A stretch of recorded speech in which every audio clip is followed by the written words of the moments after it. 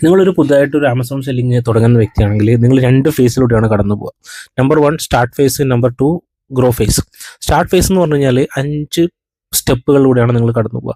Step number 1 registering as a seller, step number 2 listing your product, step number 3 pricing, എങ്ങനെ കൃത്യമായിട്ട് price ചെയ്യണം, step number 4 കസ്റ്റമേഴ്സിൻ്റെ order fulfil ചെയ്യുന്നു, step number 5 അതിനെ promote ചെയ്യുന്നു, അതിനെ ആഡ് ചെയ്യുന്നു.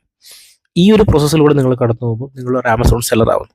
സെല്ലർ ആയതിനു ശേഷം നിങ്ങൾ നെക്സ്റ്റ് നിങ്ങൾ തിങ്ക് ചെയ്യുക എന്താണ്, നിങ്ങൾ എങ്ങനെ ഇതിനെ ഗ്രോ ചെയ്യുക എന്നുള്ളതാണ്. ഗ്രോത്ത് ഓപ്പർച്യൂണിറ്റി എന്ന് പറഞ്ഞു കഴിഞ്ഞാൽ നമ്മൾ ബ്രാൻഡിനെ കുറച്ചും കൂടെ വൈഡർ ഓഡിയൻസിലേക്ക് എത്തിക്കുന്ന പ്രോസസ്സാണ്. അവിടെ നമ്മൾ നമ്മുടെ സപ്ലൈ ചെയിൻ ഔട്ട്സോഴ്സ് ചെയ്യാൻ ശ്രമിക്കും. അതേപോലെ തന്നെ നമ്മൾ ആമസോണിൻ്റെ വഴി ഫുൾഫിൽ ചെയ്യാൻ നോക്കും, FBA മെത്തേഡ്സുകൾ ട്രൈ ചെയ്യും. അതേപോലെ തന്നെ മൾട്ടിപ്പിൾ ചാനൽ വഴി ഫുൾഫിൽമെൻറ്റ് ഇതാക്കാൻ നോക്കും. നമ്മുടെ ബ്രാൻഡിനെ ലോഞ്ച് ചെയ്യാൻ A+ കോണ്ടന്റും കസ്റ്റമർ ലോയൽറ്റി കിട്ടാൻ വേണ്ടിയിട്ട് ബ്രാൻഡഡ് കണ്ടന്റ്സുകൾ ക്രിയേറ്റ് ചെയ്യും.